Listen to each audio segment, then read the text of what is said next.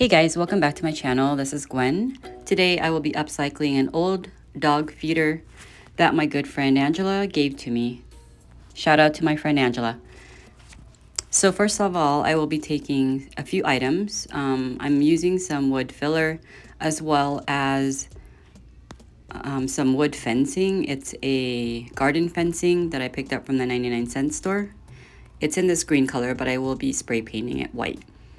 So what I wanted to create was a sort of shabby chic cottage type of planter box or a plant pot holder. I decided to take these wood fencing and attach two of the pieces together, just creating a taller backdrop to this planter holder, if you will.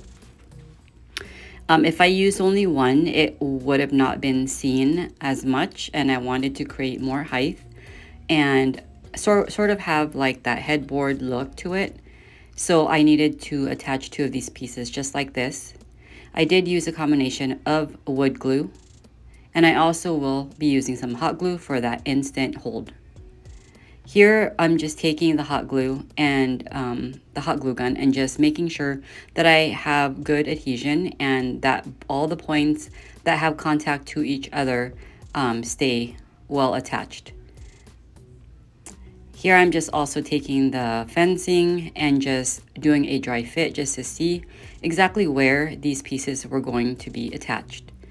So for the front, I'm using only one. And again, I'm just using a combination of the Gorilla Wood glue. And later you'll see that I will be adding some hot glue to that as well. So the wood glue's purpose is for the permanent adhesion. And the hot glue is just so that you have an instant hold while the wood glue sets. So when attaching these pieces, I just wanted to make sure that I left a little bit sticking up from the top, because I did want sort of like fence post or fence look like this at the end of it. So I did like that look that this gave by having those pieces poking up just as you see. Now, if you wanted to make this higher in the front, you could totally customize this to what fits your needs. But in order for the pots to fit in well, I couldn't have it up too much, or it would sort of hinder, you know, the pots from fitting in snugly into those holes. So after the front part was attached, I am doing the same thing with the back side, which is sort of the headboard, if you will, or the backdrop to this planter holder.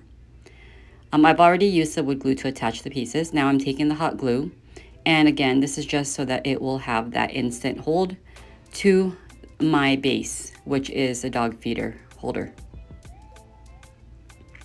So in order to get into all the grooves and all the nooks and crannies, I did have to turn this sideways and upside down and every which way just to add the additional hot glue. So I used Rust-Oleum 2x spray paint in white and just gave this a good coat. This is a green wood or green stained wood color. So I did end up using the whole can of the spray paint to cover that. Now, if you have or were able to find a different color fencing, like white, then you probably would use less spray paint than I did. But unfortunately, they only came in this color in the style that I wanted.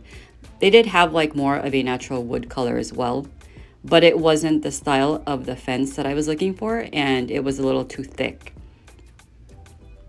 So right now everything is being glued on just by glue. I will eventually take a brad nailer and just secure those wood fencing more securely using the brad nailer, but that will come later. You won't be seeing that in this video. And that's just so you have like good secure adhesion. So once the spray painting was done, I went ahead and let that dry overnight. And I decided to make a sign for my little cottage planter. Using these Dollar Tree supplies, I took this galvanized metal sign that came with a jute rope hanger, some of these chalkboard planter cutouts, rub-on transfers, farmhouse beads, and that little wreath charm.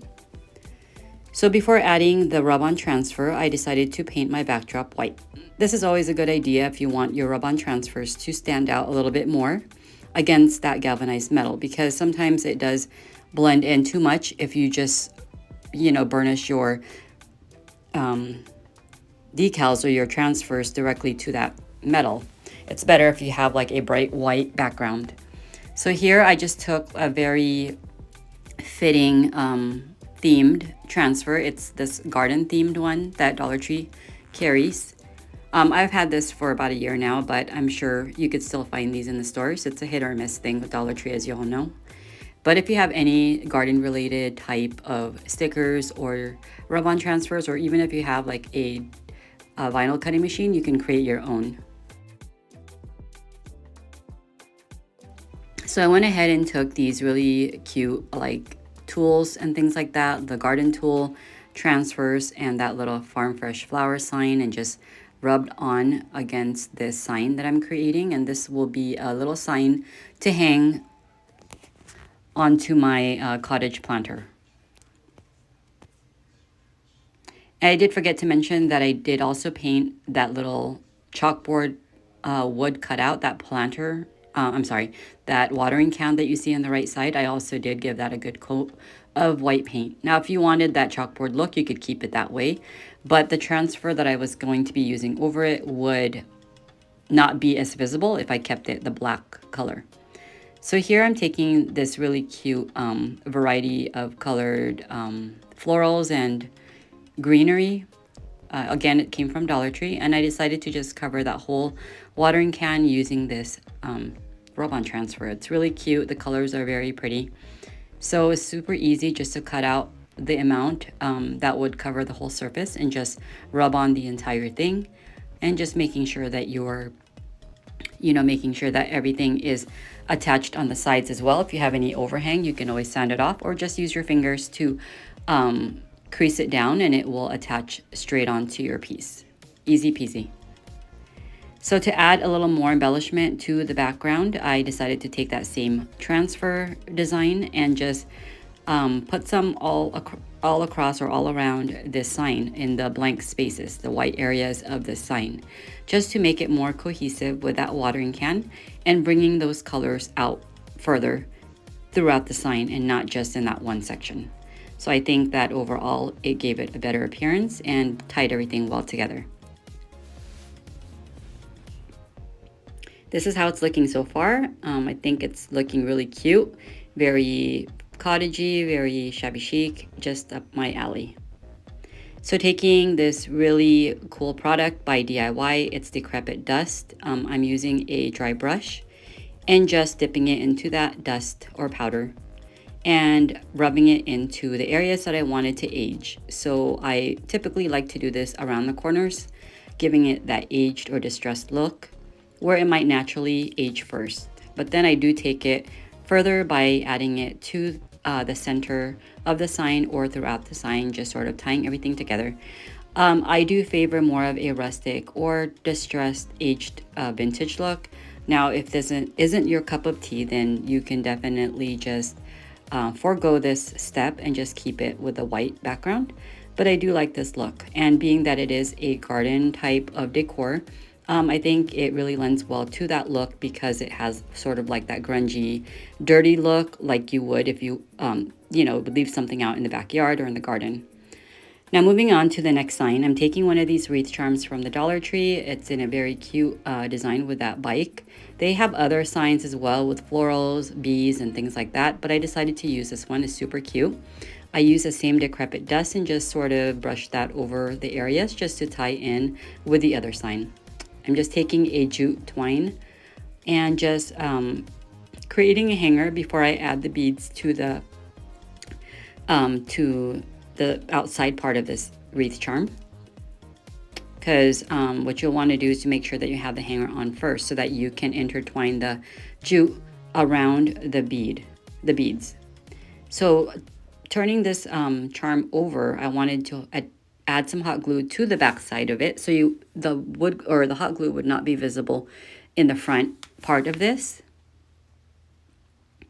and at least all of your hot glue mess can be in the backside where it's not visible. So you don't have to add the hot glue if you feel like this is going to stay securely for you, but it's not, I mean, the beads fit well around the wreath charm, but it will not stay on if you just decide to hang it or if your planter gets any kind of movement. So definitely a good idea to just add some glue to it just to keep it secure. So then I'm creating that hanger, tying off the jute twine that I inserted into that little hole and just making a knot around it and then just trimming off any excess. So this was a super easy little sign, perfect for your garden decor. And this would also be perfect for inside of your house if you wanted to add a little bit of embellishment to your vignettes. But I made this for my little planter box. This is how it came out. Overall, it has such a cute outcome. I'm so pleased with it. I decided to take 2 of these planter pots that I already had on hand. It's a galvanized metal bucket, and that cute little blue colored one is from the Dollar Tree. I just used items I already had. I added these full flowers in it, the peonies and the hydrangea. I love how this came out. Let me know what you think in the comments below. Please leave me a thumbs up and subscribe if you haven't already. Thanks for watching.